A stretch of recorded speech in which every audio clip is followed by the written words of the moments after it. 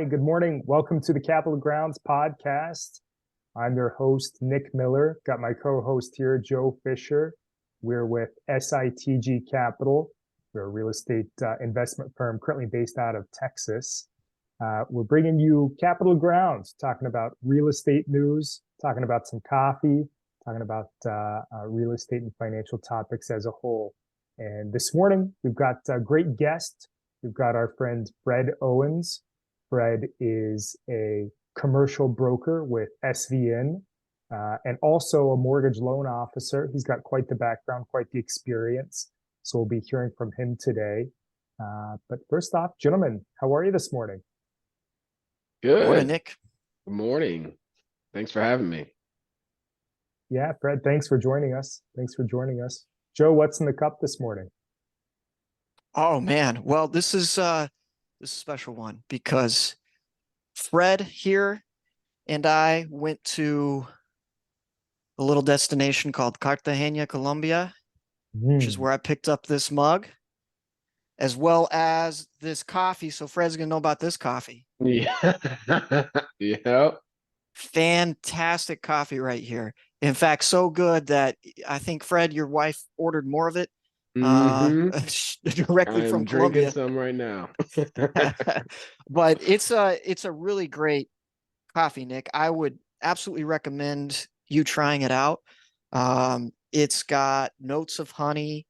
It is very low on the acidic spectrum, which we know we like, and just really overall good cup of coffee. I typically like to have something in it, something light, an oat milk or something like that. This one to me does not need it.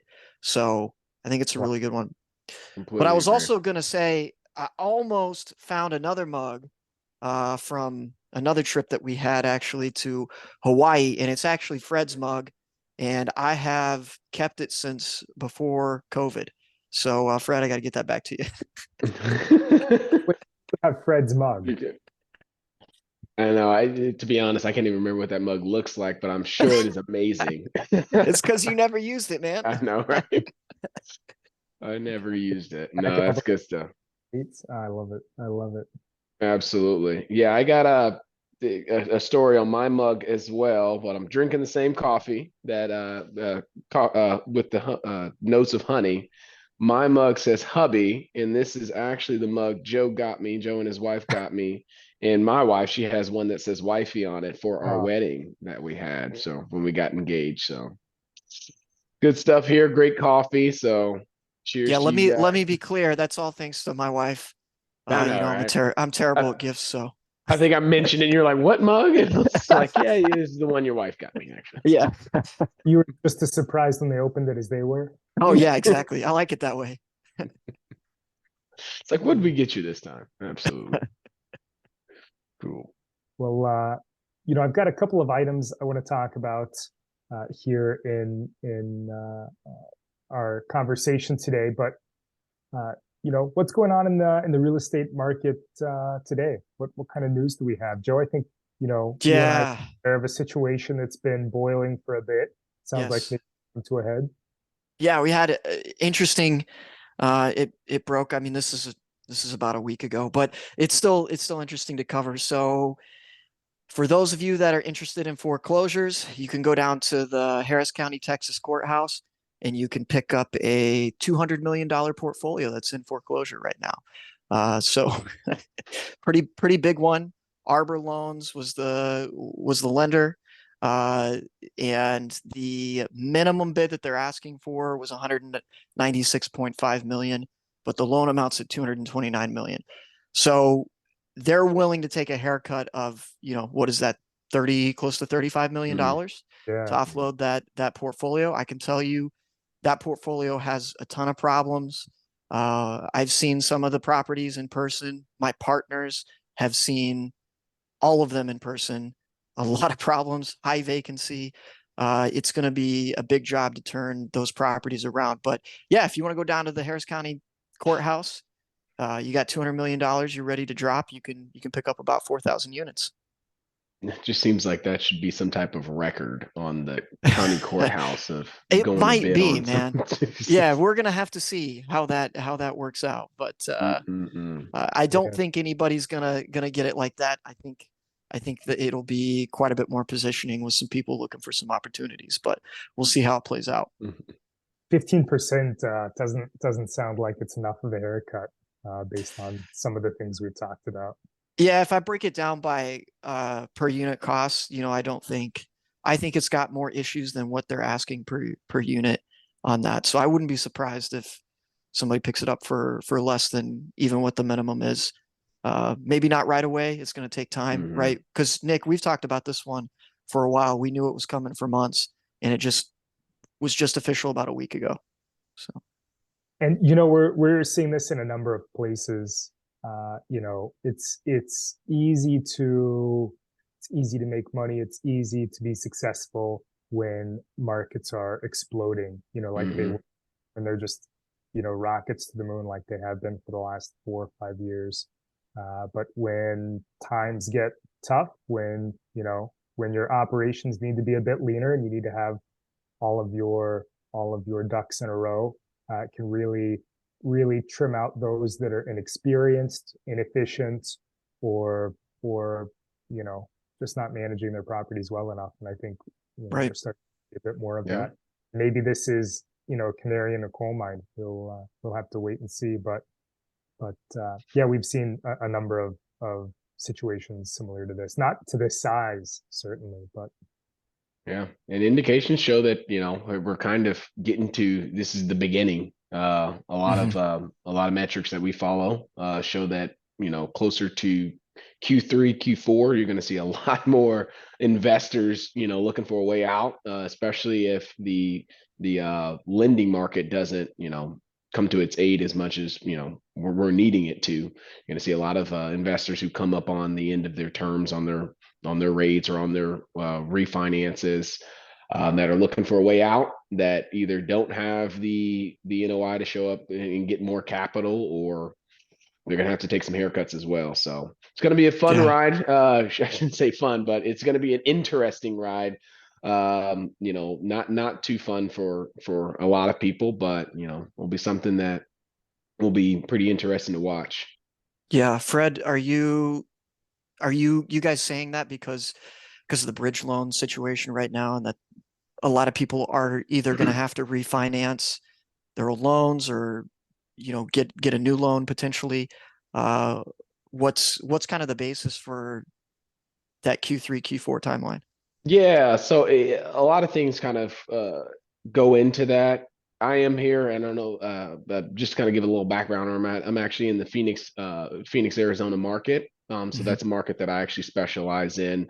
Obviously, markets are different all around the country, but in the Phoenix, Arizona market right now, we're experiencing negative rent growth, which is common. We've had some pretty high rent growth for the last few years here. So it's negative, which means, we're only negative a few, less than 1%. So it's not anything drastic, but that does add up, especially if, we've been building a ton of new developments, and some of those developments and some of those investors have expected higher rents to, trade up or to refinance in the future. A lot of properties have lost value, and will continue losing value over the years, or especially even over this year.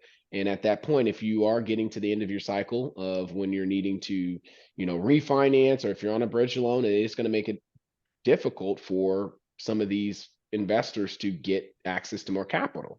Right. So that's going to put that bridge, it's going to put that kind of market there for a lot of people who are stuck and actually need to refinance. And either if they have to refinance, as we know, at a higher rate, maybe they've gotten into their loan 3 years ago, 4 years ago, and they finally finished out their development. I mean, rates are a lot higher than what they were. Mhm. If you're counting on that for your NOI or your income that you were projected to make on that property, it is going to make it quite a bit difficult for you to get a loan that's going to support any of the metrics or any of the income you're expecting to get. So Yeah. that's Yeah. kind of No, you're coming right. out, and we're seeing that happen. Yeah. And I would say even, from the development side, right? 3 or 4 years ago in your pro forma, if you were being conservative, you probably would have had a rate of 5 or 6%, right? Because you just didn't expect rates to go up this quickly. And now I don't know, Fred, what can you get a loan for? You're probably in the eights, maybe, depending on what the property is. Depending on what the property is, you could probably get a loan for around. I mean, we've seen loans in the sevens and sixes. Sure. Rates have actually come down a little bit, and depending on which market you're at, especially in residential, I've done loans, and I mean we're kind of in the done some in the mid fives, which I know now if you hear that you're like, what? That's still high. But what people got to realize is we've only been, in terms of rates below fours, it's only happened 4 times in the history of our country being a country. Yeah. So it is extremely rare when you're looking at these rates that people have had in the twos and threes and even below fours. So I don't want to have that sticker shock from people when they're hearing, oh, it's in fives, that's super high. No, it's really not historically. But that's kind of where we're at. We're kind of at that range. But it is a shock because in those big projects, an interest rate going up a full percent can really eat away at your plan and your future development plans and what you're hoping to get out of that project, especially if you're wanting to do a quick rehab and sell and not really planning on holding it for the long haul. So certainly, and let's hope that let's hope that you were able to plug in semi realistic numbers, right? That can, right. You're off by 2 or 3, percentage points. That can make or break a deal for sure. Absolutely. Yeah, Fred, I like that you mentioned, that these rates are right in line with historical averages, right? Recency bias can grip us so often, and especially when we've had, kind of the golden age of mortgages for the last handful of years. When things go back to normal, yeah, there's a lot of sticker shock, and we just have to wait for the news cycle to calm down and people to get used to it again, and hopefully some of this will be more normalized. But yeah, you're right. And it is pretty interesting actually when you see it, because I've seen the cycle go from mid rates down to low rates, down back to mid rates, to be honest with you. And it is interesting, those conversations and those viewpoints that you see, because you can almost see the age demographics change in terms of those conversations. Some of the quote unquote older generation, they don't have that much of a sticker shock from these rates changing, because they're the first ones to tell you, oh, I remember I bought my first house and it was double digits on the rates, and that was just what you paid for it. Be it, the cost of, a house and the cost of living was a little bit more in line back then. But at the same time, hey, it's still a huge chunk of what you're bringing home. I will say that in my daily conversation with people who are looking to get their first homes or first investment properties, upon the newer generation of, that try to keep up with Gen X, Gen Zs, they aren't as rate conscious, which seems to come as a surprise. Some of them aren't as rate conscious. They kind of see that bigger picture more often of like, okay, this is what I have to do. I understand that, over time, I'm probably going to be selling this here in the next 3 years anyway. That whole idea that they're going to stay in it for 30 years is absolutely gone. And if they do keep it, they're going to rent it out. And then they just look at the numbers of, okay, this is what I can rent it for. This is what it is. Oh, it covers it and more. We're good to go. It's kind of that mid area of people who have lived through those couple years of having it below the twos and threes, to where you see that pushback, because they were, kids and starting their developments, and they see all 2 threes, and now you're at 4 or 5s. They're like, well, I'm just going to hold on to it and not do anything. And they have more of that pushback of rates are too high. Right. That makes sense. No, that's a really good point, Fred. And I mean, you've got a really interesting background because you've been doing mortgages for 10 plus years, and then you're also, like Nick mentioned at the beginning, you're a commercial broker with SVN. So you've got a really interesting take, I think, on real estate markets. I would like to kind of explore what you're talking about here just a little bit more in the way of, so in our last podcast, we discussed, hey, if you don't have, 50 grand, you don't have a good amount of money to put into something like we're doing with multifamily investing, what are some loan options that people have where they can go get a single family home or a duplex or even a fourplex and keep that down payment, on the low end? Yeah. And Yeah. Fred, we touched a little bit about your background or your experiences investing in real estate, in our last episode, but would also love it if you could share how you got into real estate as well, and maybe those two tie together. Yeah, absolutely. So the way I got into real estate and the way that I usually tell anyone who is looking to get into real estate, and this is at any age, obviously, the earlier you start, just like investing in the stock market or the equities market, the earlier you start, the better. But at any point, just getting in is going to be a great time to get into real estate. How I started off with me and my wife, and we bought a duplex. We bought a multifamily, property, lived in one side, rented out the other. We did it actually under an FHA loan. So we had the minimum to put down of 3.5%. And that allowed us to do a lot of renovations to the home. So anytime I speak to someone who either they're fresh out of college or they're getting their family started, the earlier you can start that type of investment is going to be well, because obviously if you have a 3 kids and 2 dogs, it's going to be a little bit harder to live in one side of a duplex. So, but that is one of the best ways of getting into investing, because you can have someone else help cover your mortgage. So to anyone, if you're looking at getting into, real estate, first thing I want to tell you is there's usually a way. One thing that sucks is that most people think they can't get into real estate or investing in real estate for either the amount of money they have to put up, or the Mhm. properties around, or what they can do, or anything like that. And that's typically not the case. Just to kind of give you an example, here at my bank that I work with, we have programs to where you can purchase up to a 1 to 4 unit multifamily property. You will have to occupy one of the units as your primary residence. That's usually the only kicker that you have to do on there, is one unit needs to be vacant. But the minimum down payment that you'd have to put down truly is 3.5%. And that's under an FHA Yeah. loan. FHA loan, the Federal Housing Administration loan, they do allow, even for a multifamily property, you still to have that minimum of a 3.5%. Now, even with that 3.5%, there are lenders such as myself who actually provide grants to cover that 3.5%. Mm. So not only can you get into purchasing a 1 to 4 unit property in this environment, you don't even have to put down your own money. And there is no limit on your income for that program. And there is no limit on where you're at for that program. Actually, let me take that back. We don't do that in Hawaii, and we don't do that in Washington. So if you're in Hawaii or Washington, sorry, we don't have that as of yet, but maybe that might change. Um, but yeah, essentially you can get into owning multifamily properties for not putting down any of your own money at this point. And a big point about that is that down payment assistance that we provide on those multifamily properties, which 1 to 4 unit, or excuse me, 2 to 4 unit is considered, that is a grant. And that's very Mm. important. There's a lot of lenders that provide down payment assistance, but they do it as a second or silent mortgage.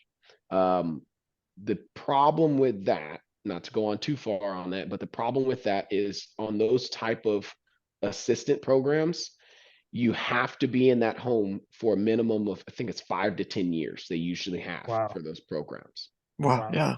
Yeah. Yeah, which if that's going to be your house and you're going to keep it, that's perfectly fine. Sure. But what that limits you to is you don't have the ability to refinance when rates go down, or Hmm. to, if you need to sell it, or if you need to move, anything like that. It puts those restrictions to the down payment program that, I have and my bank has. It's forgivable day one. So as Wow. day after you close, that grant is forgivable. That 3.5% is gone. Usually 6 months later, we set our borrowers up with a plan that 6 months later we do a streamlined FHA refinance to make sure the rate gets down to within range that they're looking for as well. And voila, there's your first multifamily property. And For Fred, nothing down. in Nothing Hawaii, down. Washington, Washington State, or Washington D.C.? Washington State. Yeah. Oh, Washington State, and then also Hawaii are the two states right now we don't operate that in. And I think we've discussed this before. You include the cash flow from the other units as part of the income, correct? That is correct. It's a percentage of it. So if you have no history in having the property produce, then we typically take 75% of the income if those units are rented out, which is a great point, because especially in this type of market where rents are high. Like I said, I'm in Phoenix, so rents are relatively high here. They've been going up double digits every year. And rents in most areas are getting to that point, or they're higher than they obviously have used to be. So if you can purchase a property, let's say it's a fourplex and you live in one unit's available, and the three other units are on 12-month leases, then you can utilize on each of those leases up to 75% of those, and we can calculate those together, and that income goes towards yours. So Wow. in a lot of cases, it can cover your mortgage, and you don't even have to pay, your mortgage is getting covered. You didn't have to put a down payment. And I don't want to go too long on kind of those midnight, infomercials where it's like, and there's more. But on this program that we offer, there is what's called a 203K renovation loan, which is what FHA provides.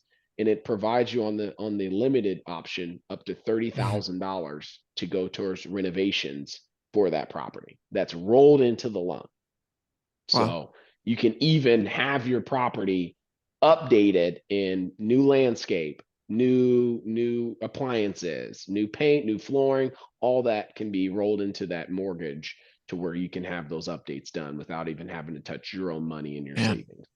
So I want That's a to great program. Yeah. because it's fantastic, and I love it when you talk about this. Mhm.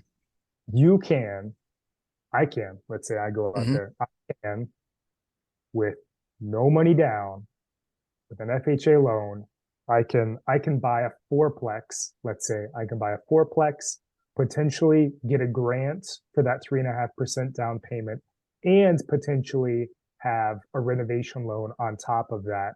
So I could go in, buy a property, use the income from the three other units to 75% of the income from the other rented out units as my income on that application, and go in, renovate the units or renovate part of the units or the property in general to add additional equity in there. And I can do that with virtually and possibly no money out of my pocket. Is that correct? Yes, that it's slightly correct. There's one deviation from that, and I'll clarify on that. When doing what I would call the trifecta on that is purchasing that property. Let's say you go in and you can purchase a 1 to 4 unit property within utilizing the FHA program. And then this also, just to kind of add in a quick nugget, this works also for VA loans. VA also government-backed loans. With Jenny who we sell it to on the secondary market, they also can benefit from this type of program. But you can do up to 1 to 4 units with limited to no down payment done on those options. Now, if we couple that with the 203K renovation loan, which there's one called standard and there's a limited one. The limited is up to $30,000. We don't need a special counsel kind of to be on top of that to make sure everything is viewed well. And then the standard can go up to 100,000. So up to that $30,000 just on the limited, that usually covers what most people need to do for their homes, to be honest with you. That if we utilize that program with it, then we can go up to 2.5% grant. So that's the only difference. Yes, you have to bring 1% if we couple that with the renovation. But essentially, yes, you can do a fourplex, put down 1%, as the down payment, and you can have all of your renovations rolled in. And then by day one, you can already have that inflow of cash flow from those other, other units that cover your mortgage or cover a sizable portion of your mortgage. And virtually you didn't have to put down hardly any money to do so. Wow. Yeah. Wow. That's amazing. That's amazing. And, you know, certainly, I mean, it sounds fantastical, right? Almost, almost unreal, but, you know, certainly don't want to, you know, want to remind listeners and viewers that managing that property on your own, if you don't hire it out, managing that property can be very time Mhm. consuming and, you know, can take a lot of effort, can certainly take a lot of effort. You know, Fred, I know you've had some interesting stories come out of that. But where there's a will, there's a way, and there's a great program, it sounds like, in place for those that want to get into real estate investing and to really start building wealth. Absolutely. Yeah. And I advise everyone, don't manage your own property. I mean, that's Yeah. especially if Yeah. it's 4 units. Sure. The average property manager, they charge, I think right now, is it 6 to 8% or something like that they'll do. And you don't have to make those phone calls or accept those phone calls in the middle of the night, and they make sure the property's good. And you just every month you get that check in, get that check in your bank account, and they handle everything for you. So I advise everyone, if you're going to get into the multi-family or investment property, let the professionals do that.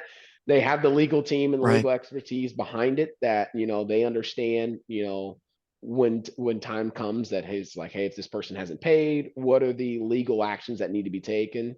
And you don't want to put yourself in that box to where you're trying to be, play too many roles, because that can become dangerous. And tenants know their laws. I mean, and they know Mhm. what they can and cannot do, and probably better than a lot of landlords, especially if you're just doing it on the side. So definitely get a professional to manage your property. But one thing I wanted to point out that was a great benefit with those programs as well is you only need a 640 credit score. So Wow. credit score doesn't have to be great. Obviously, if you're below that, we can get you on a credit repair plan that we can work with you. It's very low cost to help Mhm. get you up into a range to make that happen. But a lot of people think that you need 720 credit score, 20% down, 25% down to own multi-unit properties, and that's not the Right. case. And I Yeah. hope Common misconception. I agree. common misconception. Absolutely. Hmm. And if you're financially savvy, you know, you're smart with your money and can make good decisions. I mean, one of the largest values of investing in real estate is leverage, right? We talked about that a number of times. Yes. Money work harder for you, and and yeah, certainly leverage can be of value. Fred, you know, it almost sounds like we're running a commercial here for you, frankly. Hey, well, Fred, we'll put your info up at the end of this. And if any Appreciate it. if any listeners got questions about these loan programs, they can reach out to you because I do think it's extremely valuable, man. And we touched on it a little bit, but we all kind of got started in real estate doing similar things. Now, maybe not these exact programs, but similar things. Starting out small and working our way up to now, where we're buying large, multi-million-dollar properties. Yeah. And I mean, Nick touched on that in the beginning in terms of my background. I've done mortgages for, over 10 years now. I've been in banking. With that, now I am doing commercial brokeraging. So I get to Hmm. see a full cycle of when this happens. And yeah, the market seems a little gloomy. A lot of people who are getting into this brokerage size look at it as like multifamily. Oh man, that's oversaturated, and it's no one's trading anymore. There's not enough inventory. But I mean, a lot of the inventory we're seeing in our market now have been below about, I'd say, 20 units and below are Mm. usually the big appetite right now in our industry. And you're seeing those every week. You got new properties being added of these multifamily properties that are going on market and selling on market, but they're the smaller units. Or yes, we have a lot of development of the 100+ units, but right now the fourplexes, the fiveplexes, the eightplexes are really doing well, because there's a lot more smaller savvy investors that are looking at this as an opportunity to get into the market. Sure. And one thing I tell people getting into this market and people who are nervous and new and like, oh, I don't think I can sell multifamily Sure. is no one purchases a fourplex or a threeplex and that's it. They're like, I'm done. I got my threeplex. I'm happy. It's But you my could. legacy. You could. It's a great, yeah. Over time, it paid itself off. It gets you an income. You can essentially, retire off of one of those, depending on where you bought it at. You can get some good Sure. Yeah. $6,000-7,000 a month, and can help out pay a few bills. Now, some people are like, I can't retire off of that, but I'm just saying, some people you can live happy with getting a couple of these, 3 to 4 plexes. But no one, or I shouldn't say no one, then Nick's caught me that, but a lot of people, the majority of people don't want to get a 3-plex or a 4-plex and be like, I'm done. Hmm. Most of Yeah. the time they're like, okay, what's next? That's their entry point. So a lot of times those are the people who are looking to sell that fourplex and go into something bigger. And there's a steady Yep. progression for that. You start in a duplex, maybe you get into a fourplex after that. Then from the fourplex, you get into the sixplex. After the sixplex, you get into the eightplex and the 16. And that is what grows you over time to where you can eventually get into that 100+ unit property. And Right. all of this happens with the appreciation of value. You've paid down that loan, so you have that equity getting larger, and you got that return on equity that you're wanting to definitely utilize and make sure you're maximizing that out. And I've been able to see from someone owning their first duplex to Hmm. fourplex, sixplex, eightplex, and then every time I'm like, hey, great, we're killing it, market's up, are you ready to leg this up? And they're absolutely, let's do it. And you Yeah. can just that small investor turn into that big investor. So it's pretty amazing. Plus you have the advantage of, 1031, not paying taxes and, Right. flipping up to those. And actually, Fred, we do see a lot of our clients, maybe had a duplex or even a single family home that had done well for them for a while, and they want to trade up and have more diversification in multifamily, which is what they come to us for. So I think you're exactly right. There's a progression there, and we want to make it more accessible for you to get into these larger properties on the whole, because we see a lot of advantages to being in the larger properties, and giving that to uh, I'm just going to say your average person, basically giving that access to your average person. And Fred, I Absolutely. think, you know, your the information you've shared today has been really valuable. And Hmm. I want to bring up a great bit of information. The Pew Research Center in 2018 did a survey of, nearly 20 million units, rental Hmm. property. And they found that of those 20 million rental properties, individuals owned over 70%. Now, when you look at it as a whole, they those 70, almost 72% of the total properties owned by individuals owned a little over 40%, 41% of individual units. But when we look at this, it's easy for renters, and we've all been there, renters to think of landlords as some faceless, corporation. But Hmm. uh, the majority of owners are actually individuals like the three of us. Right. Uh, well, Fred, thanks for your time today. You've shared a lot of great information. I know we're coming up, Hmm. towards the end of our time together. But do you have any last minute suggestions? I know we're going to include your contact information with the podcast and the YouTube video. Any, last minute items for our viewers? Um, I guess one thing that I'll just make sure people know is now is a great time. Any time is a good time to get into owning real estate. That's Hmm. that's the thing. That's a big question that everyone's usually asked. Obviously, I counsel people in terms of when they come to me on, hey, I'm wanting to buy my first home, or wanting to buy an investment property, or wanting to buy multifamily. Is this a good time? Is this a bad time for me to buy? And in that cliche answer to that is usually, well, the best time was, yesterday or 10 years ago. But the second best time is today. So definitely get into the market if you can. If you don't own something, you need to get into this market. Owning real estate is a huge benefit and a huge blessing of, honestly being a member and being in this country. So owning real estate is something that I feel like everyone should do. So that's just my advice. If you have any questions, if you believe you can't, and to be completely honest with you, sometimes people, it's not the right time for people because of their financial situation, but we can help. We can get you on a plan to having that time come, so that you can own your first piece of property and start your generational wealth. So Yeah. Well said, Fred. Well said. Yeah, I And agree. I mean, we're here for, education. Make sure right. we educate folks, number one. So Fred can answer your questions on loans.